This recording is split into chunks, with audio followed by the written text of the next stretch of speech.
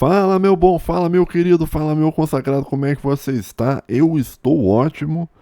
Cara, vocês assistem o canal desse camarada aqui, o Guilherme Freire, tá? Eu vou assistir um pouco aqui hoje, cara. Quem quiser assistir junto, fica aí, tá? Aparentemente vocês gostaram do vídeo que eu fiz lá reagindo, assistindo o canal do Matheus Tiburcio, né? Esse aqui também é um outro cara recomendado, né? Pra quem não acompanha bem o canal, né? Os analíticos da plataforma dizem que uma boa parte do meu público, eu acho estranho falar meu público, porque parece que o cara, tipo assim, é um grande comunicador. Não, o meu público, né? Mas o meu público, né? Além de assistir o Tiburcio, né? Assiste esse cara aqui, né? E assiste algumas outras pessoas, mas vamos dar uma olhada nesse cara aqui, né? O nome dele é Guilherme Freire. Ele é um professor, né? Professor. Tem uns alunos que falam assim, ô psor. É P-S-O-R, psor, ô psor. O psor Guilherme Freire, né? Ele, pelo que eu vi dele, assim, eu não conheço o canal dele, tá? Mas ele é meio que um canal mais de live, né? Ele é tipo um canal. Tem, por exemplo, aqui, se for pegar esse ano, ele publicou 3 vídeos, cara. Né? E um é Estou embarcando para Portugal. Né? Saiu, foi embora do lindil, do maravilhil, do perfeitil, do incrívelzil, do país maravilhosil. Moro num país tropical, abençoado por Deus e bonito por natureza. Mas que beleza, em fevereiro tem carnaval, eu tô violão. Sou Flamengo, tenho uma afrodescendente chamada Teresa. Sabe, cara? Então ele já foi embora do lindil, do perfeitil, do maravilhil, do lindil, meu Brasil brasileiro, meu mulato e zaneiro. Vou cantar pelos meus versos. Aqui tá o galera assim, pra mim. Tá. Parei. Ó, bicho, vamos dar uma olhada no canal dele, tá? Ele postou, mas já cito o ponto negativo. Foi embora do Brasil, isso é um absurdo. Mas tudo bem, ele pode estar fazendo um pós-doutorado fora, alguma coisa, até vai, tá? Mas ele é mais um canal de live, né? E isso aqui eu já falei também, né? O YouTube, ele tinha que ter um algoritmo para identificar se a pessoa é um canal de live. Ele mostra em primeiro lugar as lives, quando tu clica. Mas não, ele vai nos vídeos, né? Então, se tu tem um canal de vídeo, tudo bem, mas se teu canal é um canal de live, daí isso é um problema. Se você tem um canal de short, também isso é um problema, tá? Vamos dar uma olhada. Eu comecei a assistir esse aqui, ó. Tá? Diz aqui que os que tá até aqui, o negócio que eu assisti, mas isso aqui é mentira. Tá? Eu comecei a assistir só um pouquinho, só pra ver se o áudio tá bom.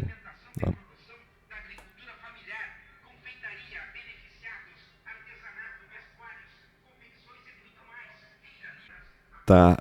Tá passando um carro anunciando uma feira que vai acontecer aqui. Né? O que eu tava falando? Eu tava falando que eu comecei a assistir esse aqui, né? E é isso aí, vamos lá, gente. Vamos tentar, sem preconceito, sem ficar zoando o cara. Pra falar a verdade, sim, eu já achei ele meio beta, assim. Ele parece ser meio beta, mas tudo bem. Beta todo mundo é em algum aspecto da vida, né? Mas vamos lá. Será que tá bom o áudio aqui, cara? Deixa eu ver. Fala alguma coisa, meu Olá, querido. pessoal, tudo bem? Tudo? Estamos ao vivo, estamos de volta Sim. e nós vamos falar hoje sobre cinema, sobre aqueles que eu considero os melhores filmes da história. Cinema. Faz tempo que eu não falo sobre cinema para os que acompanham esse canal há muito tempo. Aliás, quem acompanha esse canal, quem é dos antigos desse canal, aproveita e mande nos comentários, mande no chat quando foi que você começou a acompanhar o canal, esse trabalho. Tem uma galera que começou desde que eu estava em Curitiba. Tem um pessoal mais longínquo ainda que começou a acompanhar lá em 2000 antes de ter o canal. Mas já me acompanhava lá, sei lá, de 2012 aí pra frente. Mas esses são muito raros. Mas tem gente que acompanha há muito tempo. E mandem também nos comentários quais filmes, pra gente inaugurar essa discussão, mandem no chat, nos comentários, quais filmes vocês entendem que são os melhores da história. Quais filmes são os melhores da história para vocês? Sem dúvida, é quase impossível fazer uma lista dos melhores filmes da história. É fácil, Guilherme. Ó, melhores filmes da história. Mad Max, Além da Cúpula do Trovão, né? Fuga de Nova York, também que tem bastante tiro e explosão, né? Eu gosto de tiro Velozes e Furiosos. É bom os primeiros que tem. Qualquer filme assim, cara, que tenha tiro e explosão é fantástico. Assim. Não vem com filme cult, não vem com filme, porque eu vou refletir sobre as coisas e tal. Que é um filme meio difuso, com o pensamento meio aberto. Não, cara. Tem que ter explosão. Tem que ter explosão. Eu tentei fazer 10, eu achei Nem o 10 Peçanha falava, quase né? impossível de fazer. Então eu fiz 12 e fiz 12 trapaceando, colocando uma lista de menções honrosas bastante grande, né? Então eu sei que tem muitas opiniões variadas, imagina, tem todo tipo de Ellensila Lumen Homenselvo. Eu não sei traduzir isso, é o que é Sindarin? Qual que é a... O pessoal tá falando em Sindarin, aliás, tá chique aqui o negócio. Ó, o pessoal tá mandando: a felicidade não se compra, o Senhor dos Anéis, a Paixão de Cristo, Poderoso Chefão, Gladiador, O Fim de Evangelho, nós já fizemos uma live sobre isso, O Cavaleiro das Trevas, O Último Samurai. O Último Samurai, eu nunca fiz uma live sobre O Último Samurai, mas é um filme que eu já comentei várias vezes. Não gostei do Último Samurai, é meio triste aquele filme. Eu gosto de filme. Ou, tipo assim, não é que. No problema não é o personagem morrer, o personagem morrer de um jeito que é da hora, entendeu? Agora lá no do Grande Samurai, cara, não. O bom é por o Scarface lá, o. Como é? Eu me chamo Antônio Montana. E o cara lá, entendeu? Ele, Rock, bom, não vou te contar o fim. Interstellar. Não vou contar o fim. Não vou contar o fim, mas é da hora. Alguém mandou. Eu tenho uma galera que manda pra zoar, né? Thor Como é que é o nome? Thor qualquer coisa Thunder, esse é o último do Thor. Esse aí o pessoal obviamente manda pra ironizar. Não, é verdade, Guilherme. Esse filme de herói é tudo uma coisa de É o Cid, abobado. um baita filme.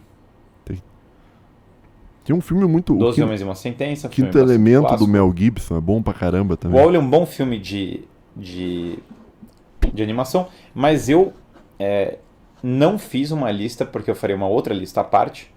Eu não fiz uma lista, não coloquei na lista filmes de animação. Nem animação de computador, nem animação japonesa, nenhum tipo de animação eu excluí dessa vez.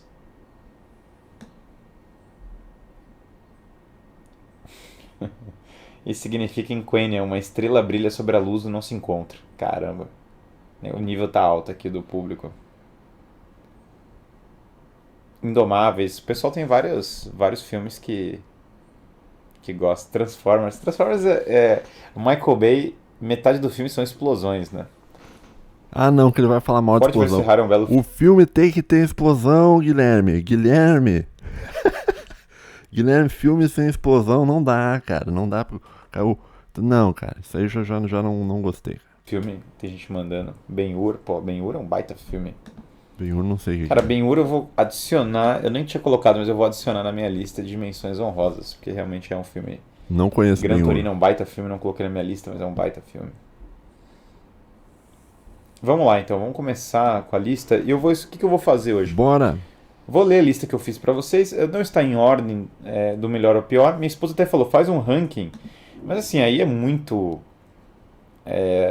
loucura, sinceramente, fazer um ranking e botar, porque são filmes muito diferentes, de períodos diferentes. Eu tentei.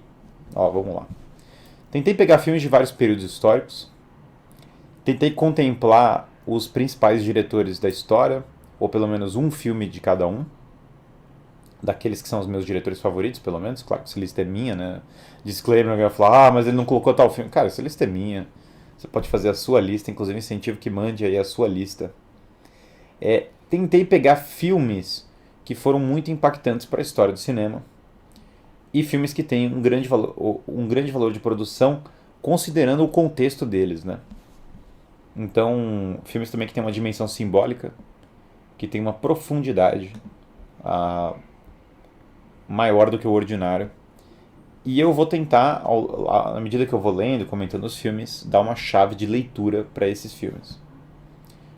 Ou podia só fazer um parênteses aqui, podia fazer um ranking de filmes com, tipo assim, top filmes com explosões, né? Assim, quanto mais explosões no filme, tipo assim, melhor, mais ranqueado, eu acho que podia ser top. Fazer um vídeo desse um dia, hein, cara. Só que eu teria que contar as explosões de todos os filmes, isso aí ia dar um trabalhão enorme. Leitura. Chave de leitura é até um termo curioso para falar, né? Mas uma chave de interpretação dos filmes, né? Princípios para que vocês consigam ver os filmes e conseguir entender um pouco melhor o símbolo deles. Eu queria ler o chat junto. Então, aqui. Vamos lá, né? 12 filmes. 12 filmes, foi. Expresso da Meia-Noite, Mad Max, A Estrada da Fúria. Cara, Mad Max, Estrada da Fúria, com todo respeito, eu não gosto nem um pouco. Você não gosta de Mad Max, meu Deus do céu. Não acredito, cara. Ah, não, meu. Ó, eu falei que não ia zoar o cara, mas o cara não gosta de Mad Max, cara. Meu Deus, cara. Mad Max é um filme assim profético, cara. É um filme assim, o seu futuro, meu querido. O seu futuro é o Mad Max. Você não tem opção a não ser o Mad Max, cara. Gosto do Mad Max 2 bastante. Eu acho engraçado o Mad Max 3. O Mad Max 1 eu confesso que eu não gostei, aquele que é na Austrália. Eu achei um pouco... acho que a produção australiana impactou. Mad Max Fury Road eu achei insuportável. Não que seja mal produzido, mas assim, a pauta ideológica está muito forte nele. Eu realmente não tive paciência para Mad Max Fury Road. Eu achei irrealista, muitas coisas irrealistas nele, né? Mas é Mad Max, Guilherme. Mas ficou ruim. Cara, assim, ó, a minha meta de vida, cara, quando o mundo ocidental colapsar e o mundo oriental entrar em guerra com o mundo ocidental e virar um Mad Max mesmo, cara, a minha meta de vida, cara, é ser o cara tocando guitarra em cima do caminhão, tá ligado? Tá ligado aquele cara em cima do caminhão? Aquele ali é literalmente, ouvinte, é literalmente eu tocando guitarra em cima do caminhão. Então vamos lá. O primeiro filme que eu coloquei na minha lista, eu já citei muito esse filme, recentemente citei em podcasts, e eu vou citar esse filme infinitamente. Ele foi o ganhador, chegou a ganhar o Oscar de melhor filme, que é muito curioso que um filme desses tenha ganho. Outra época, é um filme com uma atuação incrível do Paul Scofield, que é O Homem que Não Vendeu Sua Alma, em inglês A Man for All Seasons. Não conheço. O filme é baseado numa peça de teatro, que chama Man for All Seasons, escrita por um cara chamado Robert Boltz. E ele é de um nível... É um filme mais intelectual, sem dúvida. Não é um filme... vou assistir esse filme pra descontrair. Não é o perfil. Cara, só fazer um parênteses assim, ó. Se a lista do cara for desse jeito até o fim, vai ser ruim a lista dele, tá? Eu odeio filme intelectual, cara. Eu odeio... Tem um filme francês que é um filme francês em preto e branco, que acho que é La Haine, que em português é O Ódio, tá? Cara, um filme assim, tu começa a assistir o filme e vai falar, ai meu Deus, que chato. Daí passa o filme e você fica, cara, eu tava me sentindo que nem o Pondé, sabe o Pondé que acha tudo chato, que acha, ai meu Deus, que chato. Fui assistir o Ódio, cara. Esse filme intelectual, a ideia por trás é te fazer pensar sobre as coisas, só que assim... Eu vejo esses filmes, cara, e eu praticamente não penso sobre nada, cara. Eu fico assim, só, mas que negócio chato, cara. O efeito de te fazer pensar em um filme intelectual não funciona comigo. Eu consigo pensar com um livro acadêmico, entendeu? Com problemas filosóficos sérios. Mas um filme, cara, pra ver um filme pra pensar, que nem esse O Ódio, cara, não... Ou outro, assim, o que me faz pensar um pouco é aquele... Tem um filme italiano... que é eu já falei várias vezes esse filme, que é La Grande Beleza, né? Que seria A Grande Beleza. É um filme bom, tem uma parte estética interessante, que é o único filme, tipo, mais ou menos intelectual, assim, que me fez pensar. O resto dos filmes intelectual, cara, pá, meu, é muito chato, cara. Chato. Eu tô que nem o Pondé. E, Chato, chato. e uma das coisas mais belas que tem, né? Porque é o contraste do homem que é coerente com seus princípios até o final da vida, de um grande filósofo da história, face ao poder político e face à corrupção do poder político. Ah, meu, eu já continuo a assistir. Mas eu lembrei de um outro filme muito ruim, cara. Tem um filme da Hannah Arendt, cara. Que filme horrível, cara. É um filme sobre a vida da filósofa Hannah Arendt. Agora, quer dizer, você vê um filme sobre a vida de um filósofo, por si só já deve ser um negócio chatíssimo. A não ser que tu seja o Wittgenstein, porque o Wittgenstein, ele lutou na primeira guerra mundial. Quer dizer, então já é um filme, entendeu, que já vai ter explosão. Então, quer dizer, a coisa já vai melhorar, né? Mas no geral, cara, filmes sobre que o protagonista é filósofo, que o protagonista é um escritor, sabe? Que o protagonista. Sabe, isso aí não dá, cara. Não dá. Inclusive o surgimento do Estado moderno. No caso, Henrique VIII, para poder se divorciar, para ter um herdeiro, ele trai a Igreja Católica, ele funda a Igreja Anglicana para poder se separar, basicamente. E você vê os vícios de Henrique VIII transparentes na história. Henrique VIII, que era gordo, chegou a ter obesidade na vida, uma obesidade bastante desproporcional em certo momento da vida, não na época retratada no filme.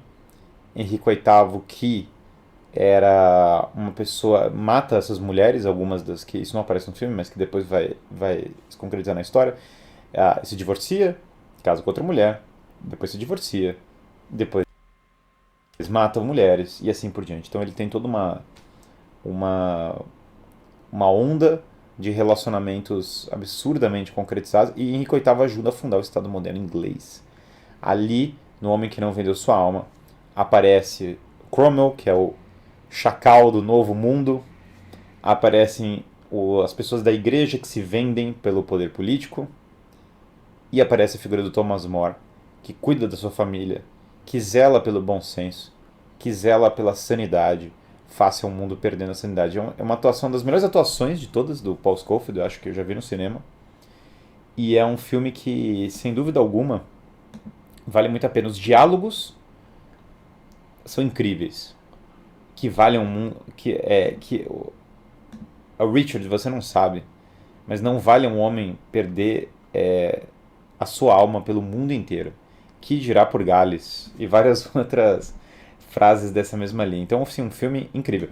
Cuidado, porque às vezes tem que olhar a versão original do Fred Zinnemann, que ganhou o Oscar. Tem uma outra versão online que circula por vezes, que não é a versão principal do filme, é um filme de TV, da BBC e tal. Tá? A versão principal do cinema é um filme inglês. Entra pra mim, sem dúvida alguma, como um dos melhores filmes da história. Thomas More, sim, é o mesmo autor de Utopia. O segundo filme que eu coloquei aqui na lista, eu já vou falar aqui logo no começo. Eu sou um dos maiores promotores desse filme no Brasil. Eu estou promovendo esse filme há 10 anos. Eu falo em todo lugar desse filme, para todo lugar eu levo esse filme, eu falo para as pessoas assistirem. Talvez o maior filme de todos os tempos. A Felicidade Não Se Compra. A Felicidade Não Se Compra. Não conheço também, ouvinte. Frank Capra, para mim, coloco Frank Capra como um dos maiores diretores. Frank Capra fez esse filme de maneira independente, bancando uma briga contra os estúdios depois da Segunda Guerra Mundial. Cara, eu tenho a impressão que vai ser filme cult até o final da lista, cara. Frank Capra, ele basicamente fez uma história de redenção, uma história de pai de família, uma história do sentido da vida face ao desespero. É um filme que realmente ilumina uma luz uma luz sobre a vida assim que é difícil ter igual. O filme é preto e branco, tem uma versão colorizada, mas não tem filme melhor para uma pessoa conhecer o cinema preto e branco, sair só do cinema a cores, do que A Felicidade Não Se Compra. O filme é dinâmico, o filme é muito mais dinâmico, aliás, do que vários filmes modernos. O Jimmy Stewart faz uma das melhores atuações da história do cinema. É realmente quanto mais eu assisto esse filme, eu faço questão de assistir esse filme praticamente todo ano. E quanto mais eu assisto, melhor ele fica, assim. Eu espero que o filme fosse ficar pior, sabe? Mas Frank Capra tem outros grandes filmes, imagina. É, A Mulher Faz o Homem, que é o Mr. Smith Goes to Washington. O Galante Mr. Deeds, que é com o Gary Cooper, que é incrível. Adorável Vagabundo, que é uma denúncia da mídia moderna. Mas nenhum deles tratam do drama que é o homem que queria conquistar o mundo, tinha os seus planos. E como a providência divina, a vida foi guiando ele por um caminho que tinha uma belíssima missão, mas uma missão que ele não conseguia enxergar. E aí ele cai em desespero, ele cai num momento de perda de sentido,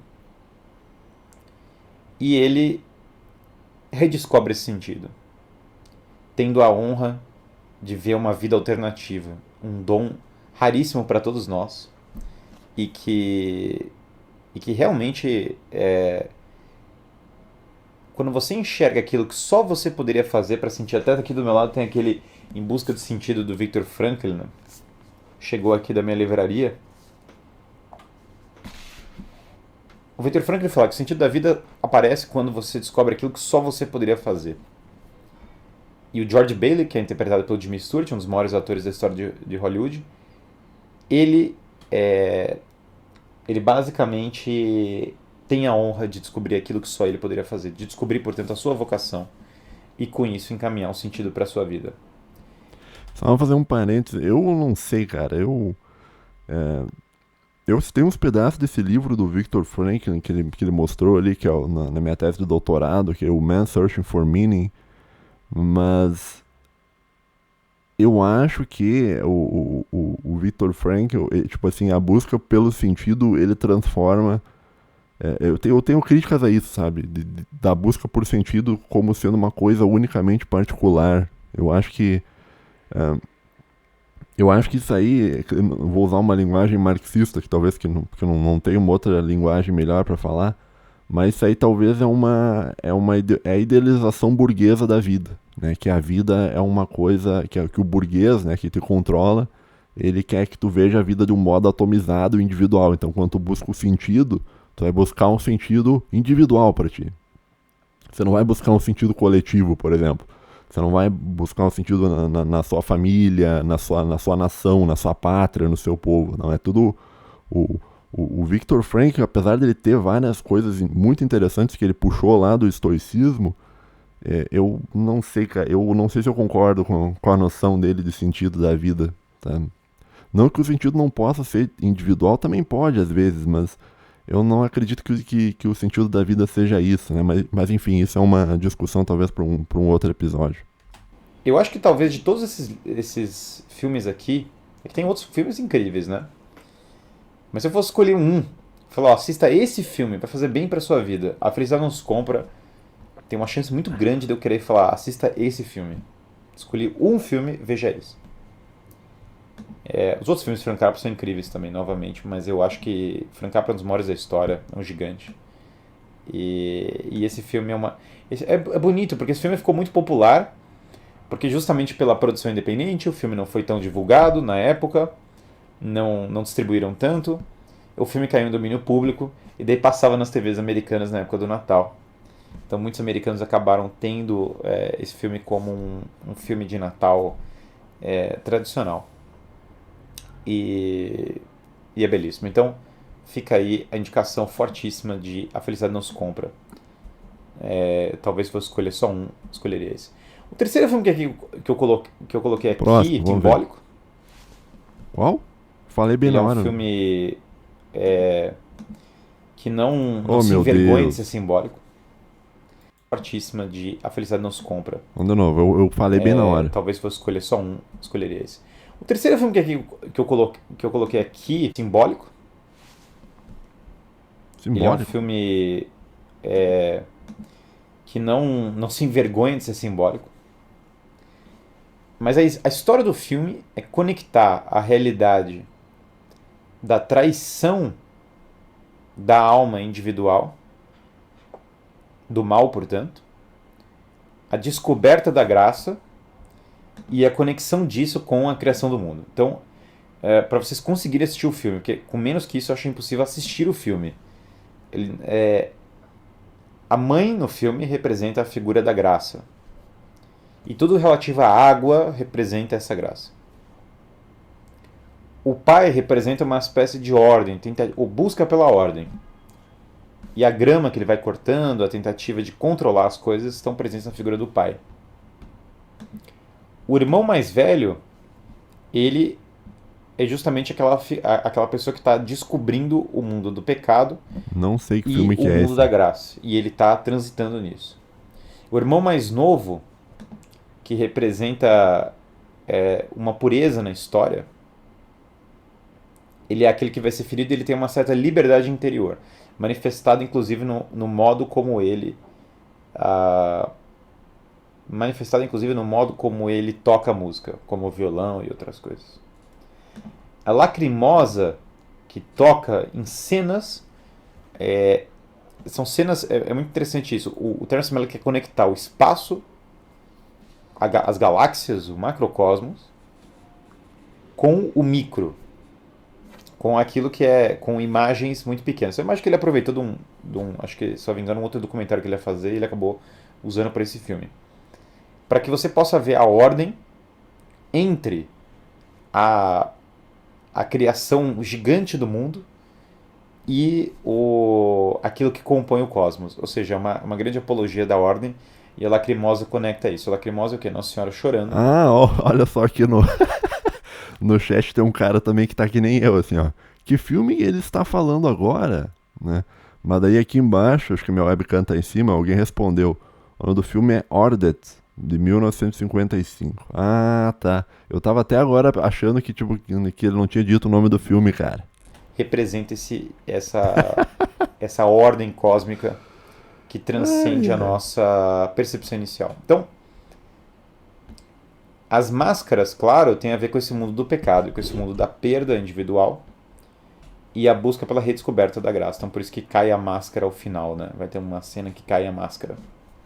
Tem que se cruzar um portão e sair de quase uma prisão que tem na arquitetura moderna, que é o personagem principal é arquiteto, quando mais velho, né? E você vê quase a cultura moderna como uma prisão, como uma grade de metal. Então, espero que com isso vocês consigam assistir um pouco melhor o filme, olhando para esses detalhes, cavando os símbolos. E realmente é um filme único, acho que é o melhor do Terence Malick, sem dúvida alguma. E é isso, A Árvore da Vida é um filme que eu coloquei aqui. Embora um filme muito particular e que eu talvez não tivesse colocado. O nome do filme é Ordet ou Árvore da Vida? Próximo da lista que eu coloquei, sei lá, para mim um dos maiores diretores da história é Alfred Hitchcock, sem dúvida alguma. Desde muito novo eu sou fã do Hitchcock, sou fã desses filmes de suspense. Hitchcock é um dos pais da era do cinema dos anos 40, 50. E o Hitchcock é uma figura incrível. E Aurora Murnau, A Fonte da Donzela do Bergman, estão citando aqui. Aurora é um baita filme, eu vou falar um pouco sobre ele depois, mas vamos lá. Vértigo é um corpo que cai. Eu acho Um Corpo que Cai o melhor filme do Hitchcock. Por quê? O Corpo que Cai, a interpretação padrão da faculdade de cinema é muito pobre dele. Existe uma masculinidade tóxica e o filme é sobre isso. Se você assistir o filme com essa lente, o filme é infinitamente mais pobre e pior do que ele é. Na verdade, Um Corpo que Cai fala da corrupção da relação de homem e mulher e da perda da identidade masculina, sem dúvida, dos vícios relativos à identidade masculina, mas dos vícios relativos a mulheres também. Tem a amiga do personagem principal que é obcecada por ele e que larga a realidade, que se vê como artista. A moça, que é a personagem principal da história, ela mente e ela engana na realidade. Ela cria uma identidade falsa, inclusive, e ela aceita viver a mentira. O personagem principal, claro, sai do ponto, mas o ponto central de Um Corpo que Cai é a sobreposição de 3 civilizações. E isso está representado muito em São Francisco. Existe a São Francisco intermediária dos grandes. Cara, com todo respeito ao Guilherme, se ele estiver vendo esse vídeo, cara, mas é só filme cult, cara. Tipo, tu tinha que ter, então, tinha que ter botado assim, ó, os melhores 12 filmes cults da história, né? Porque, sei lá, cara, tipo assim, o ouvinte que não conhece esses filmes, ou eu que não conheço esse filme, eu tô boiando aqui. Não sei que filme é, não.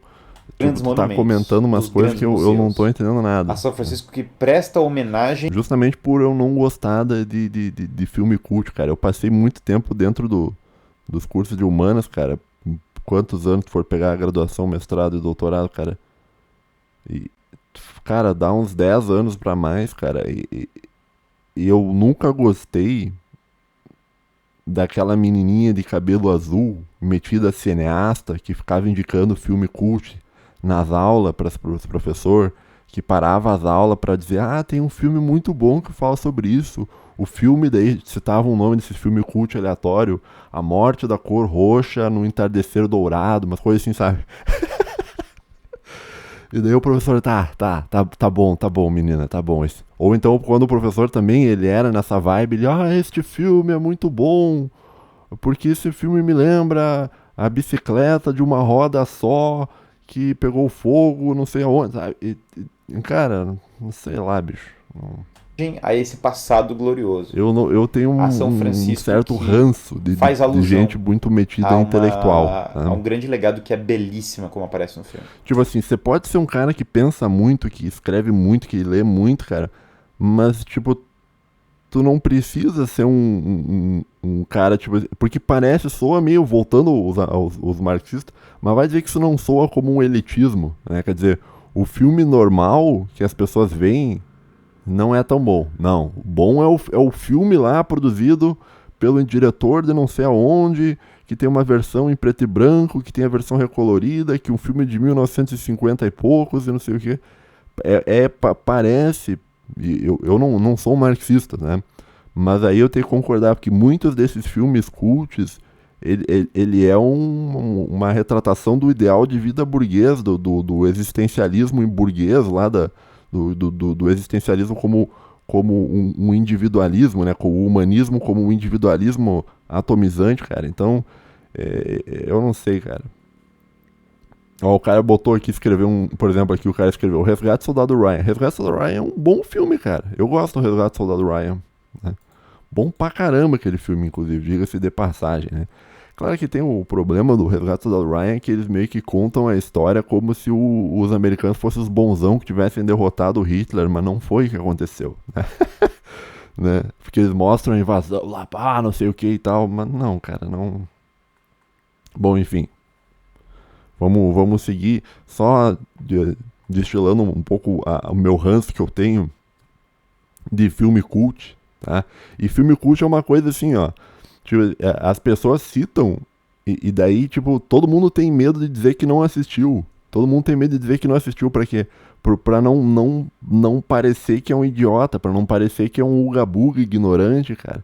Quer dizer, as pessoas mentem que assistiram filmes, às vezes, cara, desses filmes intelectual, só pra não pagar de burro, cara. Só pra não pagar. Por quê? Porque se tem que o filme intelectual, cult, é o filme do cara inteligente, só que na verdade não é. Na verdade, às vezes o filme cult, por trás, ele tá te doutrinando com o ideal de vida burguesa individualista, que o comerciante, que é a casta que te domina, quer que tu pense desse modo, né?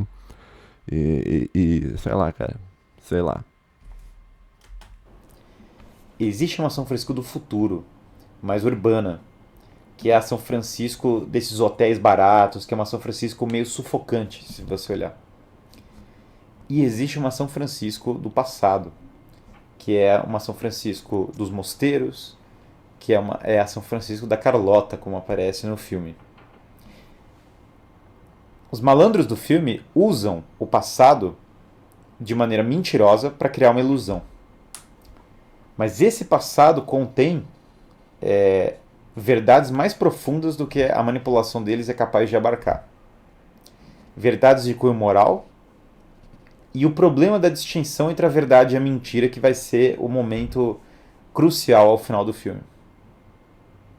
Então, O Corpo que Cai, do Hitchcock, na verdade é um filme sobre mentira sobre falta de uma identidade definida, sobre o problema até da luxúria, ou seja, do sexo fora de contexto, fora de medida, do sexo, da atração sexual como motivo de perda da alma e da identidade. E a última cena do filme, sem dar o spoiler, representa a presença do julgamento divino que separa, por meio de um acaso, como acontece ali, né, uma espécie de acaso, a verdade da falsidade. Então é bem interessante. É um filme, para mim, sem dúvida, Um Corpo que Cai é um dos melhores filmes da história. Claro que ele trata sobre o problema da sanidade e como a luxúria e a mentira podem ajudar a perder a sanidade, né? Criar um medo, né? Uma aflição desproporcional em relação ao medo. É um filme incrível. Então, o nosso quarto filme é esse. O nosso quinto filme... Vamos lá. Agora eu vou. O quinto filme eu vou saber, eu vou saber. E eu fui conferir a informação. Ele é o filme de maior bilheteria da história. Aí a gente vai falar, Avatar. Avatar é o filme de maior bilheteria. Quando você olha o número bruto, sim, Avatar é o filme de maior bilheteria da história. Mas, quando você ajusta a inflação, o filme de maior bilheteria ainda é O Vento Levou. Olha que coisa incrível. Não Nós assisti estamos O falando Vento de um Levou. filme dos anos 30. Um épico de horas. E O Vento Levou começa da maneira assim mais... Tipo assim, eu não assisti, mas eu belíssima. conheço. Tem gente que brincou e falou, lá vai o Guilherme falar, não sei como produziram isso, não sei como fizeram esse filme. E O Vento Levou entra nisso. Eu não sei como fizeram esse filme, nem na época, nem mesmo sendo nos anos 30, sabe? Porque a entrada dele já fala da época de cavaleiros e damas, de uma civilização perdida com o vento. O Vento Levou um testemunho de um Estados Unidos aristocrático que foi sem dúvida enterrado pelo mundo moderno. As pessoas querem cancelar a todo custo esse filme, elas querem fingir de que o mundo de cavalheirismo não existe. Ele não é um filme que idealiza o passado de modo algum. A Scarlett, que é a personagem principal, vem de uma família católica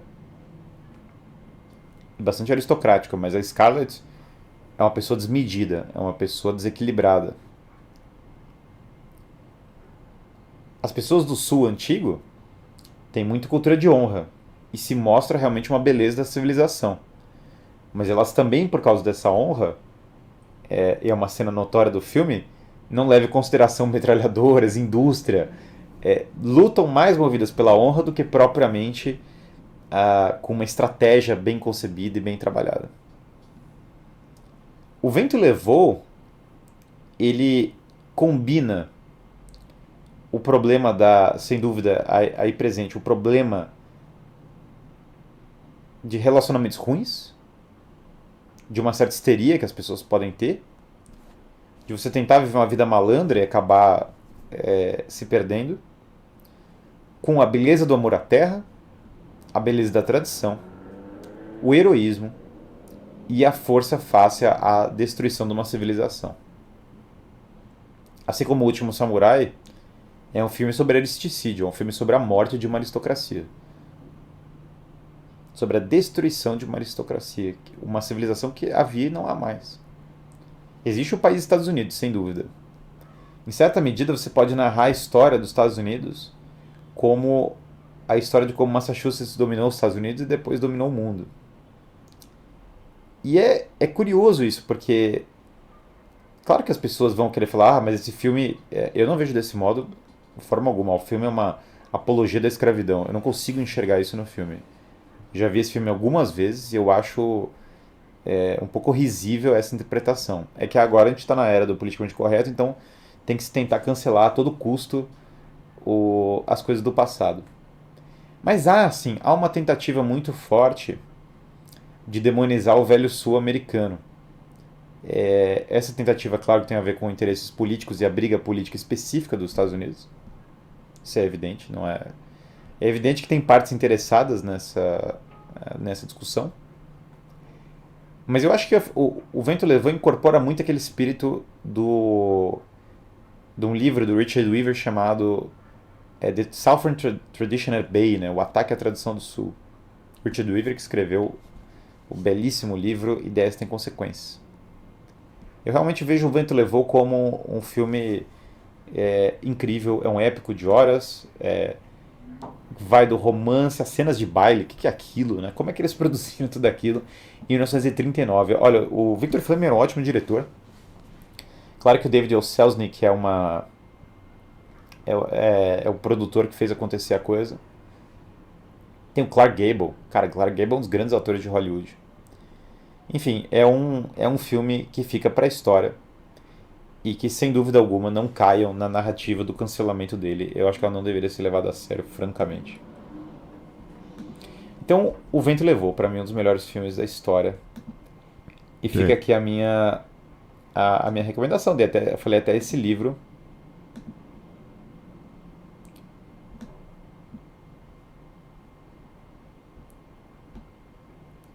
Aí tem gente falando, mas o filme, não sei o quê. Cara, você acha que o filme deveria retratar? Aí vem aquela coisa, né? Há uma expectativa que se o filme não demoniza, se ele não trata as pessoas como demônios do passado, ao invés de refletir a época, o próprio livro, né? Lembrando que é um filme baseado num livro. Então o filme não fez a correção histórica devida. Imagina, cara. É muito difícil para o homem moderno fazer um filme que represente uma época do passado de maneira fidedigna.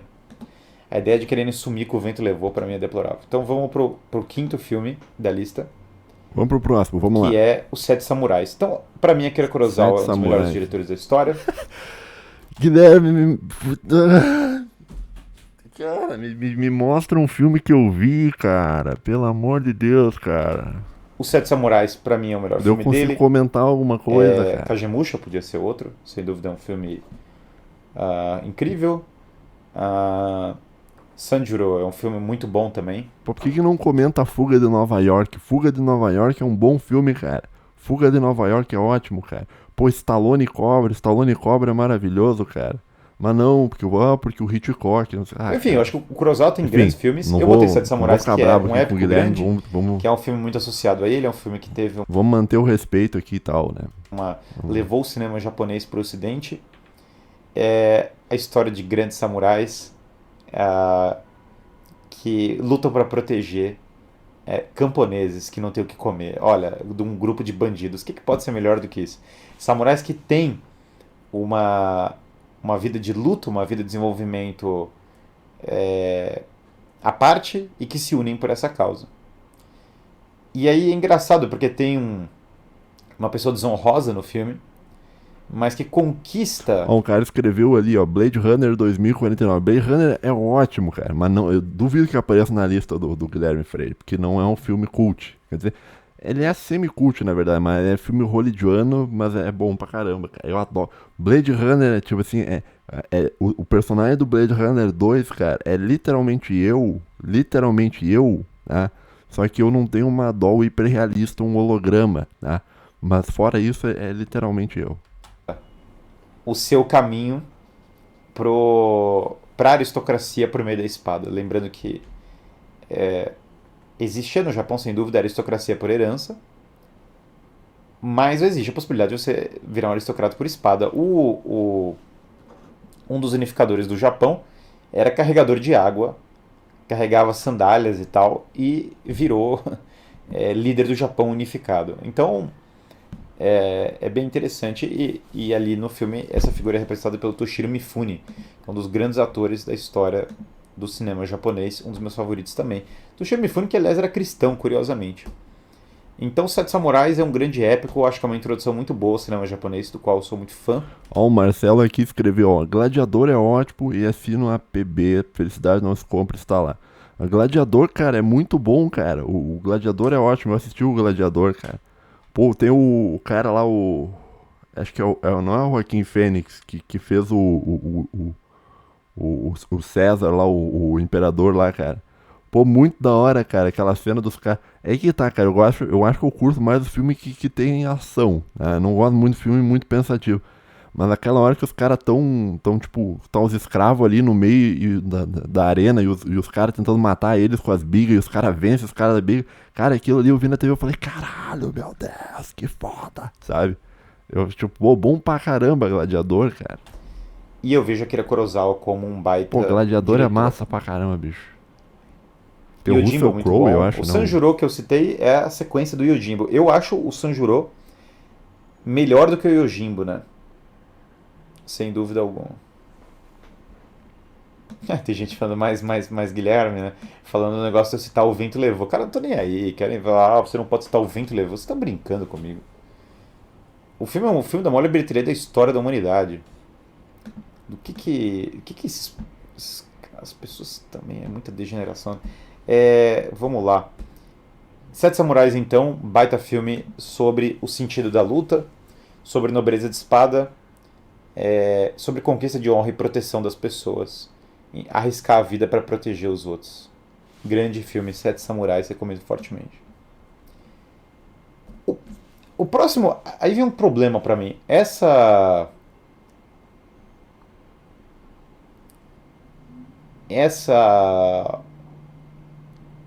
item da lista é muito difícil, porque seria o filme do John Ford. O problema é, pra mim, John Ford talvez seja o maior diretor de todos os tempos. Eu não consigo encaixar um filme de John Ford, eu não tenho como fazer a lista direito por causa de John Ford. São tantos filmes de John Ford que são tão bons que eu às vezes não sei tanto o que fazer, entendeu?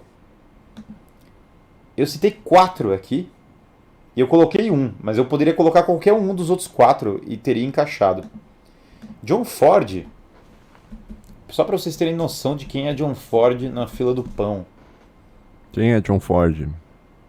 Tem aqui ó, algumas frases que diretores famosos falaram sobre John Ford.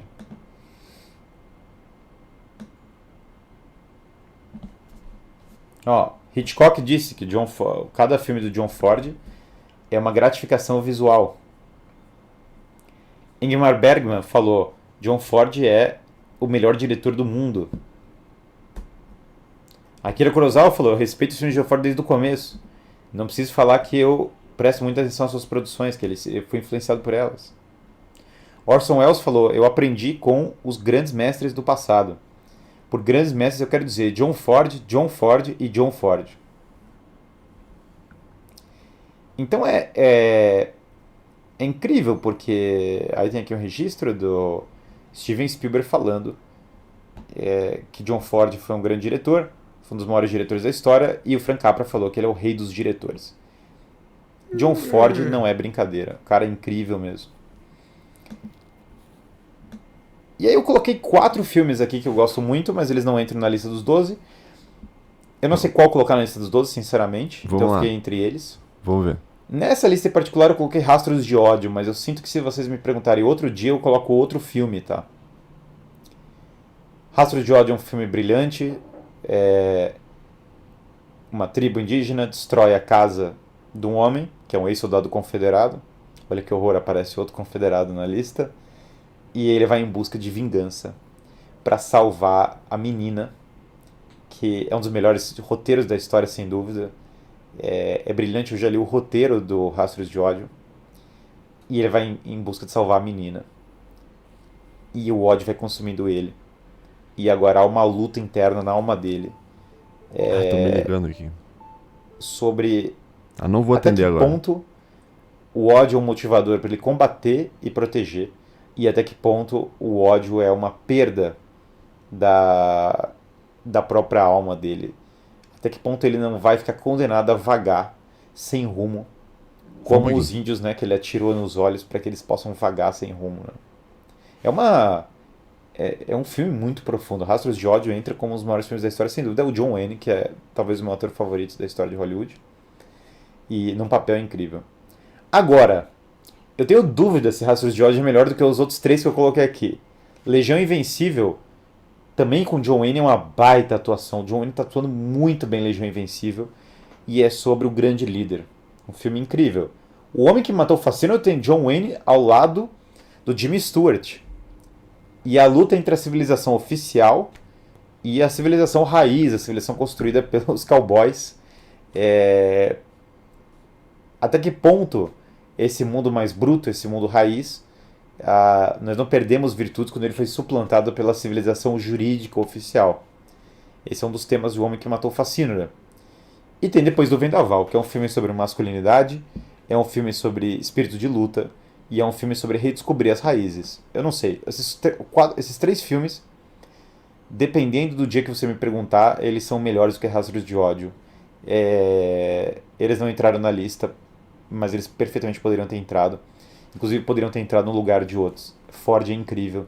Ainda tem Assim Deus Mandou. 3 malandros que acham um bebê no deserto, tem que cuidar dele. Mas assim, são filmes. John Ford é incrível. Meu avô Cara, eu tô viajando, cara.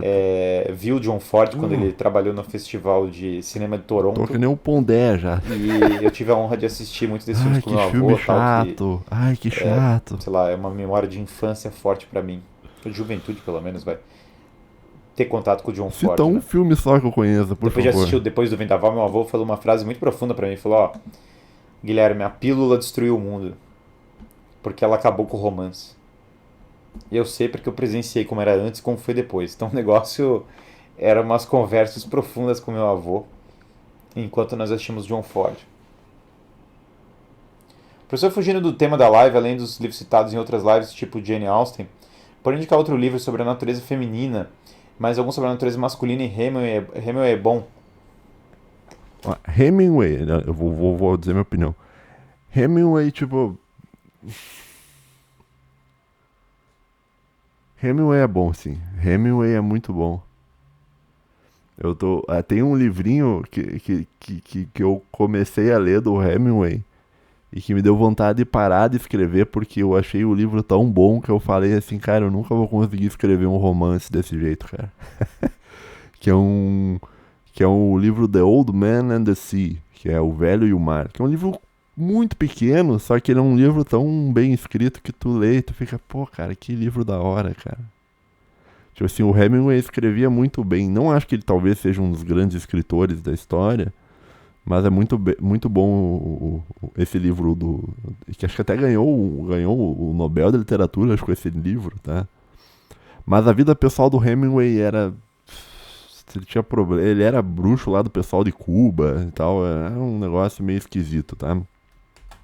Olha, um livro muito bom, muito feminino, é o Diálogo das Carmelitas, que inclusive tem um ótimo filme, para não fugir do tema da live. Um baita filme, Diálogo das Carmelitas. É um filme muito bom sobre masculinidade, é esse que eu acabei de falar, o Depois do Vendaval. Acho que vai ajudar muito. Um livro sobre modelo de masculinidade, O Último dos Moicanos. É um belo livro nesse sentido.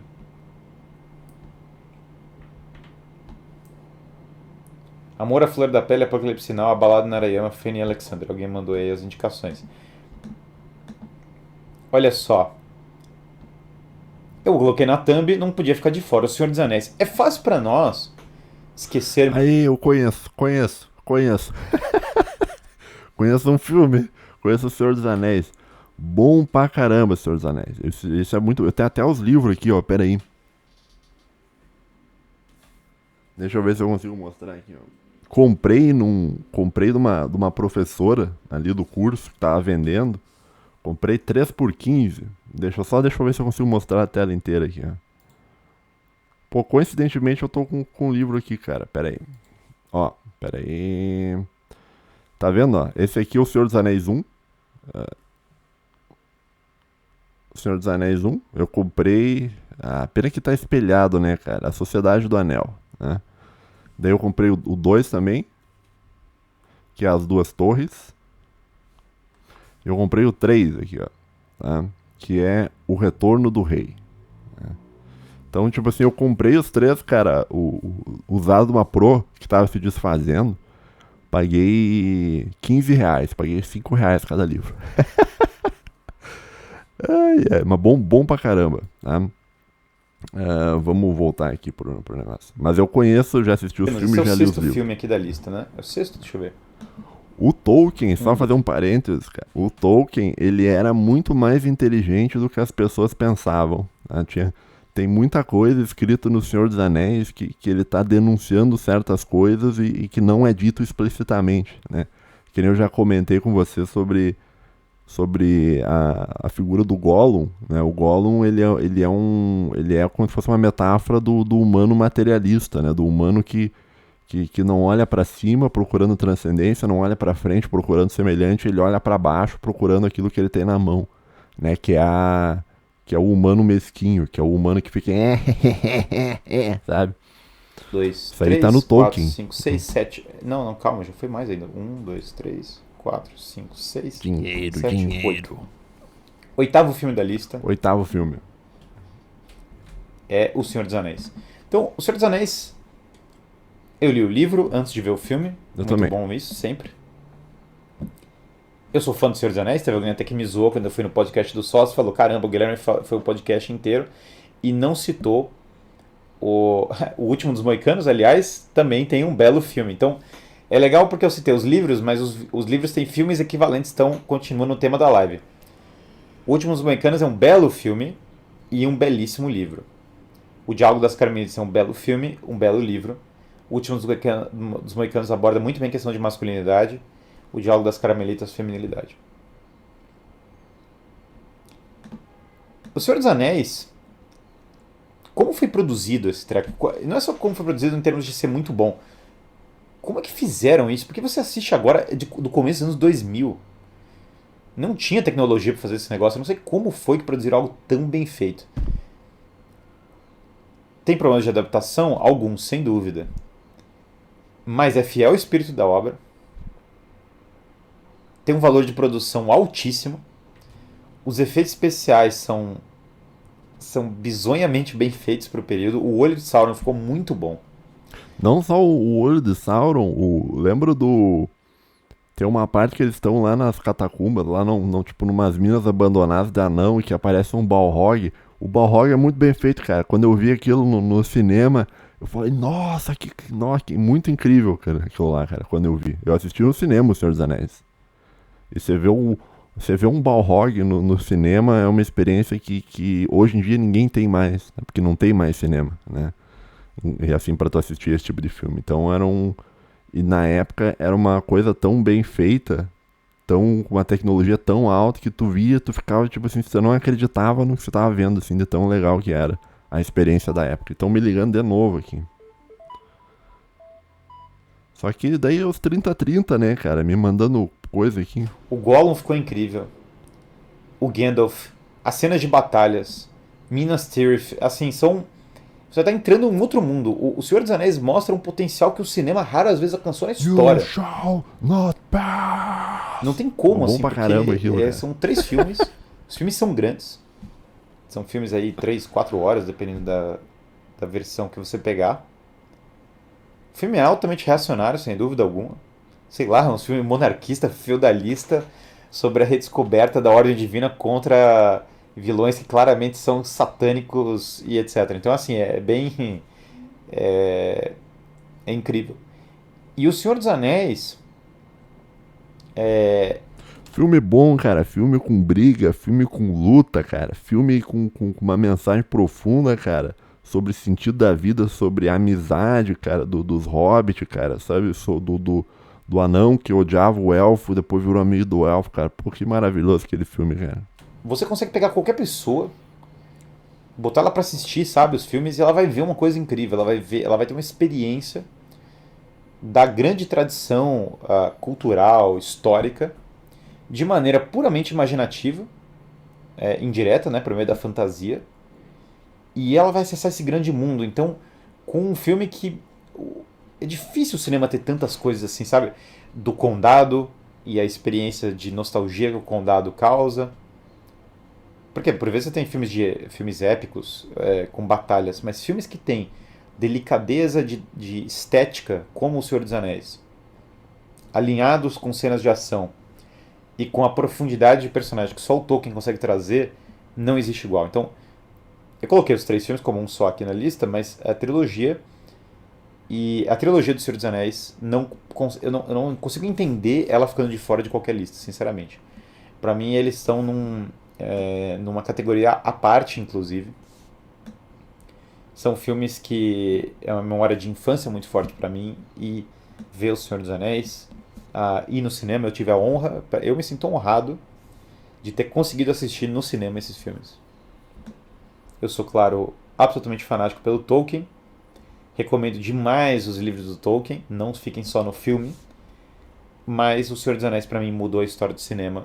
E se o cinema tivesse ido mais pela linha Senhor dos Anéis e menos pela linha Corra, Deixa eu ver se tá certo a minha Spotlight, imagem sei aqui. lá o que mais que outras Captura de Democracia em tela. Vertigem, sei lá que outras Tá, porcarias acho que que tá foram bom. produzidas depois, teria sido muito melhor pro cinema. Deus do céu, como o cinema poderia ter se beneficiado seguindo a linha do Senhor dos Anéis, como a Amazon poderia ter se beneficiado fazendo uma série fiel ao espírito que já tinha sido levado adiante pelo Peter Jackson. Peter Jackson é um herói totalmente improvável nessa história, porque ele era um cara que fazia filme de bebê zumbi, fazia uns filmes grotescos. Olha, filme de bebê zumbi parece ser interessante. Eu acho que só Deus explica como foi que entregaram uma grana na mão do Peter Jackson e virou aquilo, porque depois o Peter Jackson também não conseguiu reproduzir o sucesso, o Hobbit não ficou com a mesma qualidade do Senhor dos Anéis. Aliás, eu achei estranho fazer em 48p o Hobbit, sinceramente, acho que não ficou bom. Antes do Senhor dos Anéis, o Peter Jackson não fez nada igual, então ele só fez aquilo. Muitos dos atores também não. Tem atores muito bons, mas muitos daqueles atores tiveram o auge da sua carreira no Senhor dos Anéis também.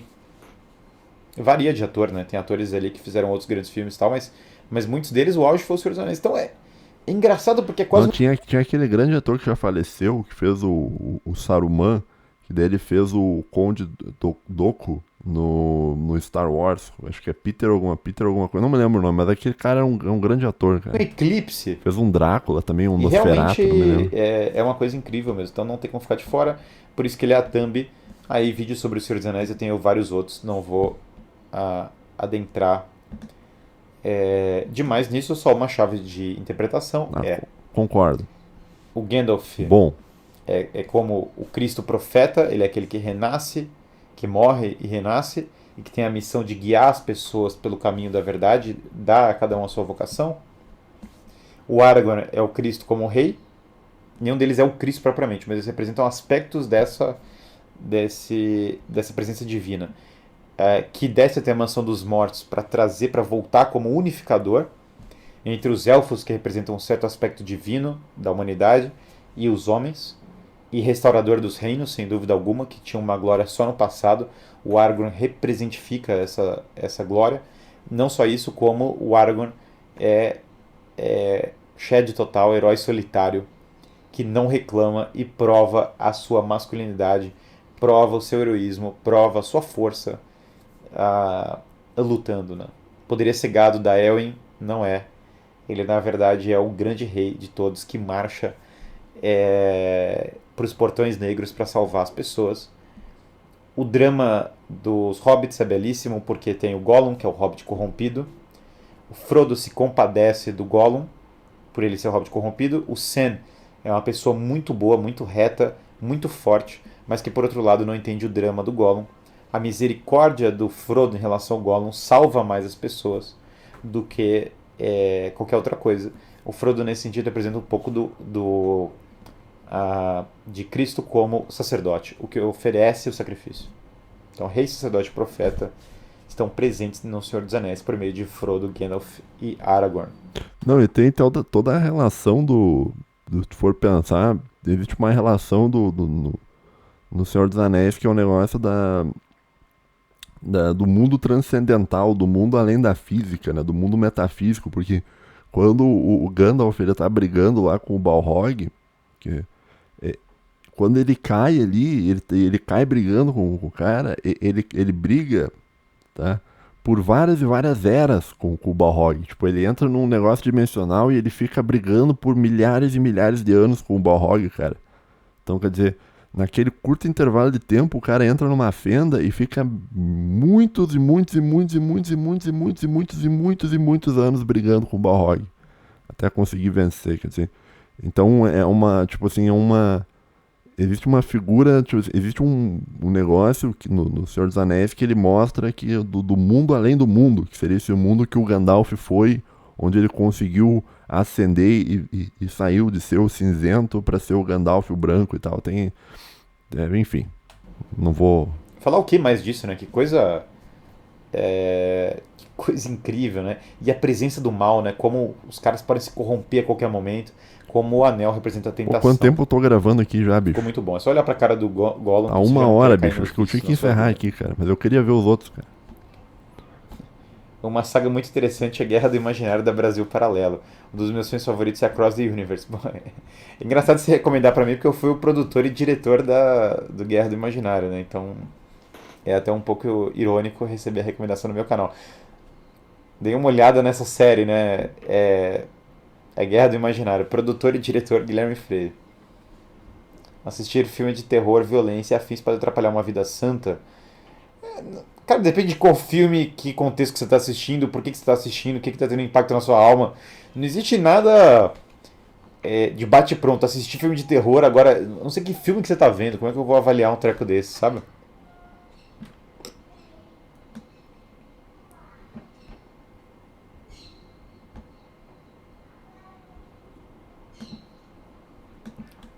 O próximo filme que eu vou colocar, pra gente tentar chegar nos nossos 12, é Metrópolis.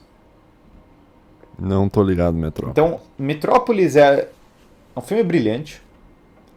Fritz Lang é um filme dos anos 20, é um filme mudo. E eu precisava representar esse período mais antigo do cinema. Pra mim, Metrópolis é o melhor filme. O outro competidor muito próximo é Aurora. Fico entre Metrópolis e Aurora. O Metrópolis é um filme sobre o globalismo.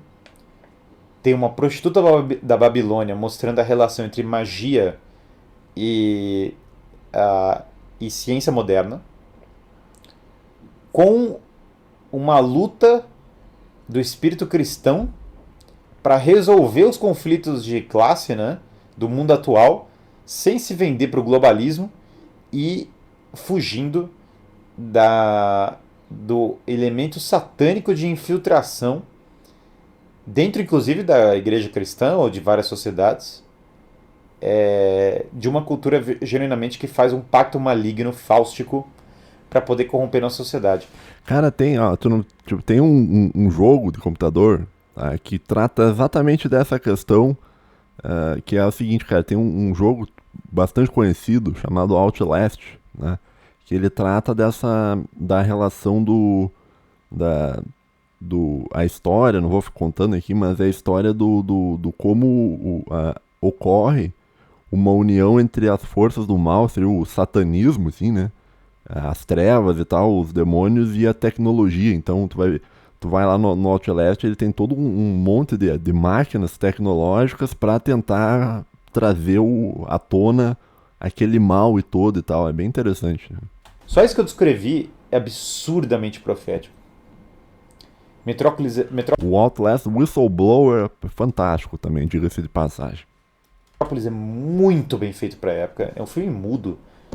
Os cenários são incríveis, as atuações são incríveis, o filme é impressionante. Mas Guilherme, a ciência moderna acabou com a magia. Se você lê o Lewis, o Chesterton e outros, eles fazem até o argumento de que a ciência moderna ela bebeu e foi uma continuidade da magia. Um exemplo muito famoso é Isaac Newton, que uma boa parte da obra de Isaac Newton era esoterismo. E uma parte pequena dele era ciência, e várias pessoas relativas à ciência moderna, eu não estou demonizando a ciência, não, longe disso. Mas várias pessoas que eram ligadas à ciência moderna, especialmente na Inglaterra um pouco mais antiga, eram ligadas ao esoterismo.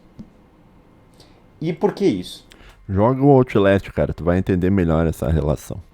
Porque, se você olhar os cientistas franceses, por exemplo, a maioria deles eram super católicos. O pai da genética é o Mendel, que era um frade. Aquele que propôs a teoria do Big Bang era um padre, que era o padre Lemaitre. Mas, na Inglaterra, tinha essas pessoas ligadas com o esoterismo que queriam usar a ciência como, inclusive, um mecanismo de controle. Curiosamente, pessoas ligadas, por vezes, a sociedades secretas. Como a Ordem Hermética do Amanhecer Dourado. Sociedades secretas estas que ajudam a criar esse establishment globalista atual. Uhum. Metrópolis reflete isso. Olha que coisa incrível. O cinema alemão era muito bom. Uma pena que o impressionismo alemão foi destruído. E o cinema alemão realmente tinha grandes feitos, grandes méritos. Eu acho que Metrópolis fica aí como grande filme do cinema mudo. Mas Aurora merece uma... Ó, a Flávia escreveu aqui, ó. Filme nacional bom, O Alto da Compadecida. É muito bom O Alto da Compadecida, cara.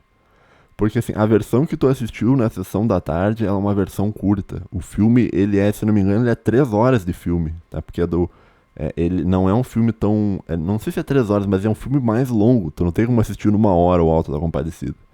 Se tu assistiu o inteiro, tu vai ver que é um negócio muito bem escrito, tá?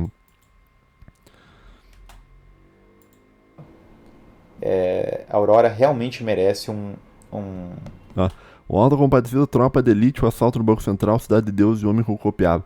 Tem um filme que os meus colegas lá de Humanas adoram, que é o brasileiro, que é muito ruim também. uma nota de rodapé. O que é Porque isso, Aurora companheiro? e Metrópolis são pau a pau.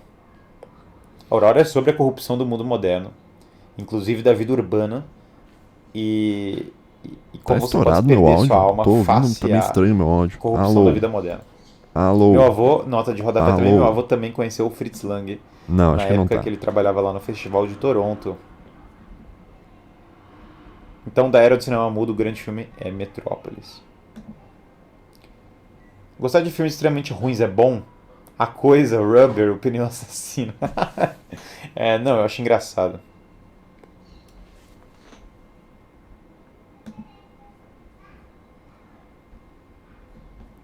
Então, Metrópolis, tem mais 3 da minha lista. E aí eu vou para as menções honrosas. Os Vamos lá, 3 tá no são: final. primeiro, A Paixão de Cristo. Então, O João de Cristo é bom. é Do Mel fácil Gibson, esquecer A né? Paixão de Cristo. A Paixão de Cristo é tão único, é tão diferente de todo o resto, é tão incrível e tão cancelado, que é muito fácil menosprezar esse filme. É bom esse filme, cara. A Paixão de Cristo não tem nada parecido com A Paixão de Cristo na história. É o uso do idioma, são as interpretações, eu não sei o que explicar. É o único filme que você olha a vida do Cristo e consegue enxergar o Evangelho. Todos os outros são muito piores. São muito piores. Olha, gente, tem gente que gosta, isso é até um tema, mas que eu não vou abordar agora. The Chosen. O modo como The Chosen apresentou a vida do Cristo é muito pior que a Paixão de Cristo. Mas é muito pior. A melhor história já contada, belo filme antigo, bem pior que a Paixão de Cristo. Fora as outras interpretações piores ainda, tipo Pasolini, sei lá, que é tipo meio socialista. Mas a Paixão de Cristo é um filme que você vê os episódios do Evangelho, você enxerga a conexão daquilo com o que está lá, a simbologia é muito bem construída, é tremendamente imersivo, você enxerga muito bem Pilatos, a Virgem Santíssima de uma maneira piedosa e de uma maneira muito factível. O que o Mel Gibson fez ali é incrível, não à toa. Não só esse filme tem, vocês podem pesquisar sobre isso. Tem uma lista de milagres associados à Paixão de Cristo gigante. Conversões de atores, caras que mudaram de perspectiva, tudo, assim, acontecimentos, ataques, assim. A Paixão de Cristo, o 7 tem uma mitologia completa só sobre as coisas que aconteceram durante a gravação da Paixão de Cristo. É bom esse filme, cara. Concordo. O resultado final é o típico filme junto com A Felicidade Não Se Compra. Se valia todo Natal assistir A Felicidade Não Se Compra, em toda Semana Santa valia assistir A Paixão de Cristo. Que filme, sabe? E engraçado porque acabaram com a carreira do Mel Gibson. Fizeram de tudo. O Mel Gibson também tem os vícios dele, sem dúvida. Pesquise aí por que o Mel Gibson foi cancelado. Eu não vou te dizer por quê. Mas quiseram acabar com a carreira de todo mundo envolvido, né? O ator principal foi totalmente cancelado por causa da Paixão de Cristo. E o Mel Gibson é altamente perseguido também porque ele apontou o dedo para algumas figuras. Enfim. Ele é um cara que brigou com certas figuras em Hollywood. Não, deixa E quieto, isso deixa fez quieto. o Mel Gibson um cara muito propenso Deixa a ser quieto, perseguido. deixa quieto. Vamos. Então, mas independente, A Paixão de Cristo É bom. é digno, é um filme digno do Evangelho, que é simplesmente o livro que mais influenciou a nossa civilização. O livro definidor da nossa civilização é o Evangelho. A Paixão de Cristo representa o livro definidor. É muito difícil imaginar que alguém adaptasse bem a Odisseia ou a Ilíada. O Evangelho é pior ainda. O Mel Gibson conseguiu. O Mel Gibson é um fera. Eu gosto muito do Mel Gibson. Acho que ele fez outros grandes filmes. Acho que ele atuou bem, que ele dirigiu bem. E que ele realmente acertou muito a mão com a Paixão de Cristo. The Chosen é claramente protestante, eles tratam Maria de forma respeitosa. Eu achei, na verdade, a questão do The Chosen é um outro tema, mas eu achei alguns personagens tratados de maneira desrespeitosa. Enfim, isso cria um problema. E achei a veracidade histórica pior. Eu achei mais desconectado da história mesmo do que a Paixão de Cristo.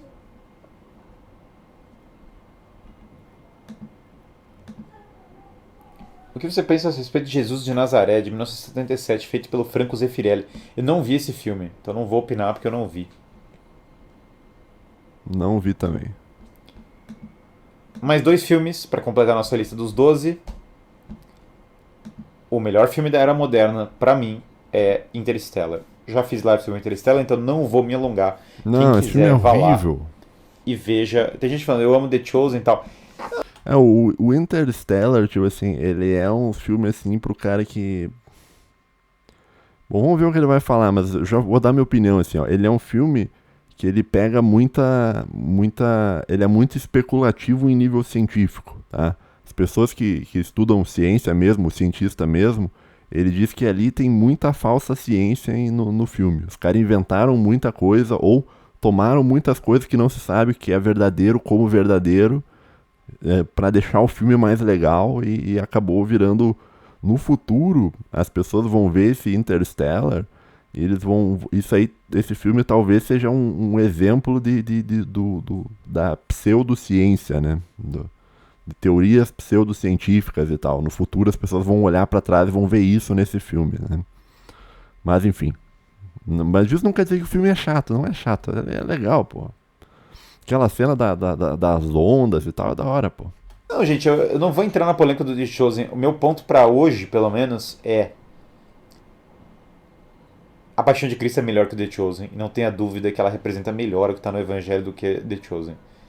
Acho que isso não tem nem... Não é nem... Pra mim isso não é nenhuma discussão. Mas vamos lá. O que acho de Forrest Gump é a vida desordenada do Jenny achando que a liberdade são vícios. Acho uma das belas lições cristãs do filme. Forrest Gump é um belo filme, definiu uma época mesmo. Robert Zemeckis é um ótimo diretor. Clube da Luta entra na lista porque não entrou, mas eu tenho uma live sobre Clube da Luta. E acho que Clube da Luta é um filme marcante de uma geração. E eu já abordei aqui no canal e acho um filme muito legal. Eu já abordei Matrix também, que é outro filme também é bom. Que marca a mesma época. Pra mim o melhor filme da Era Moderna é Interstellar. Não vou me alongar nele, mas Interstellar é uma obra de arte. Nolan é o melhor diretor pra mim dessa última geração, última leva. Cavaleiro das Trevas poderia entrar aqui, mas eu acho Interstellar acima do Cavaleiro das Trevas. Interstellar conseguiu unir uma simbologia profunda com uma pesquisa científica incrível e um valor de produção altíssimo. Olha, para colocar aqui, O Senhor dos Anéis, O Vento Levou, estão entre os melhores filmes em valor de produção da história, só que você tem que adaptar às épocas. O Vento Levou tem um valor de produção gigantesco, brutal, para 1939. O Senhor dos Anéis tem um valor de produção bizarro para os anos 2000. Aliás, é tão alto que ele tem um valor de produção alto para hoje, considerando... Aliás, ficou melhor produzido do que a série da Amazon, que foi feita com mais orçamento e mais recente. Então é uma coisa bizonha. O quanto é bom o Senhor dos Anéis em termos de valor de produção. E Interstellar, pra mim, entra na categoria Eu não gosto de Interstellar. de grandíssimo valor de produção. É um filme bem feito, ok, é um filme Então bem feito. a Interstellar, vejam a live. A visão reacionária de Interstellar. Tem vídeo também meu sobre Interstellar. Ali tá bem explicado porque que eu acho que é um dos melhores filmes da história. Mas uma menção honrosa, há que se fazer uma menção honrosa ao Batman Cavaleiro das Trevas nesse posto aqui. Seria É um outro grande melhor que filme o do Christopher Nolan. Interstellar, o Batman Cavaleiro das Trevas.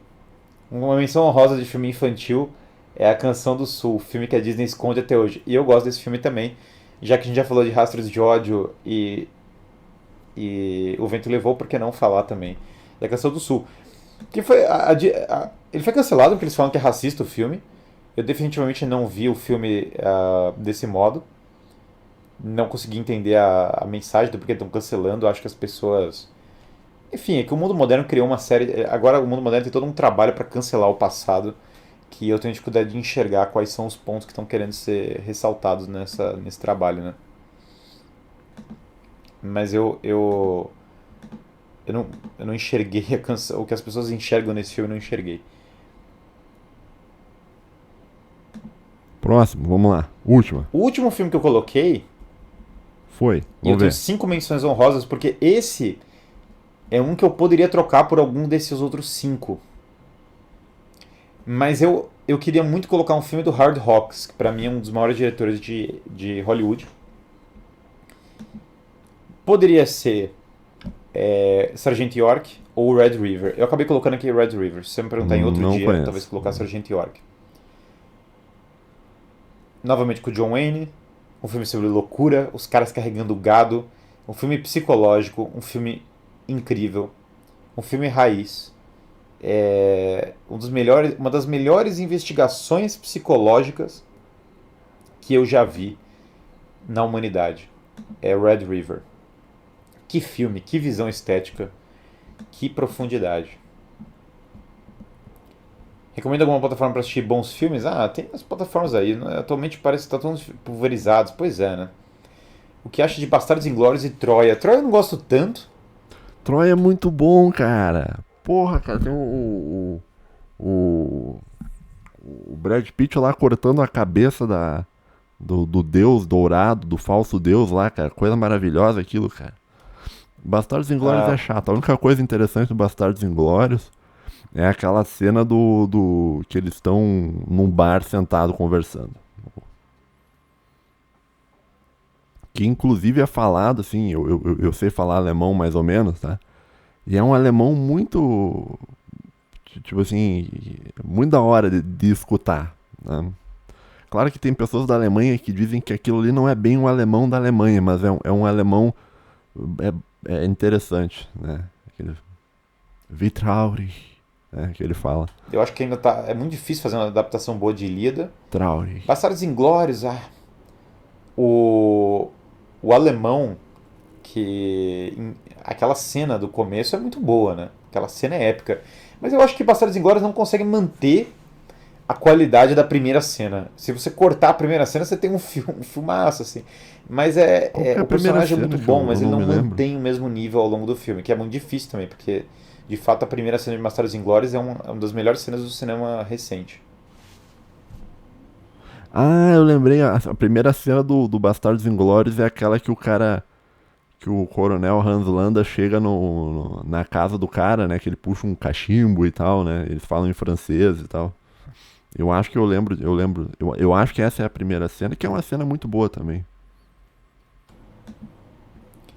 E aí nós vamos para minhas 5 menções honrosas que poderiam ter tomado o lugar de Red Tá, River eu vou facilmente. encerrar o vídeo aqui, cara. Tá? Se você quiser assistir as 5 menções honrosas do Guilherme Freire, você vai em 58 minutos desse vídeo aqui, os 12 melhores filmes da história. E daí você pode escutar as menções honrosas, tá? Eu não vou fazer isso aqui porque vai mais 20 minutos ainda e o vídeo já tá grande. Vídeo grande as pessoas não clicam pra ver, né? Infelizmente. É, mas é isso, cara. Esse é o canal do Guilherme Freire. Tá? Peguei um vídeo aleatório aqui sobre filmes. Talvez acho que o canal dele é mais voltado à filosofia, né? Então talvez eu deveria ter visto alguma outra live. Só que o problema desses canais de live é que é meio difícil tu reagir a um canal desse, porque é muito grande, né, cara? Qualquer coisa que eu pego aqui, ó, esse aqui é um menos o menos maior. O menor, 40 minutos. Daí é difícil, né? Tu tentar assistir Mas é isso, cara. Gostei do canal dele, achei uma qualidade boa, tá? As thumbnails do cara são boas. O, a qualidade do áudio é bom. Se eu fosse fazer alguma crítica, assim, pra fazer alguma crítica, só pra fazer alguma crítica, a lista dele aqui me pareceu ser uma lista meio de meio elitista, assim, meio. É que nem aquilo que eu falei, eu não sou muito fã de filme cult, né? Inclusive, eu agora parando pra ver esse vídeo dele aqui, cara, eu vou fazer uma série dos melhores filmes, mas não vou botar melhores filmes da história, mas vou pensar assim, os 12 filmes, sei lá, que eu gostei. Os 12 filmes que o Homero mais gostou, esse é um bom título, assim.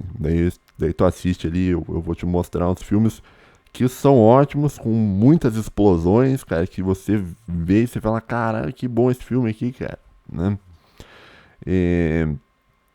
Mas é isso, gente, esse é o Guilherme Freire, ok, não conheci o canal dele, talvez eu assista alguns outros. Olha aqui, Armadilha da Vaidade, isso aqui é a foto do negócio do Dorian Gray, né? Do retrato do Dorian Gray, acho que é, né? Parece o... É.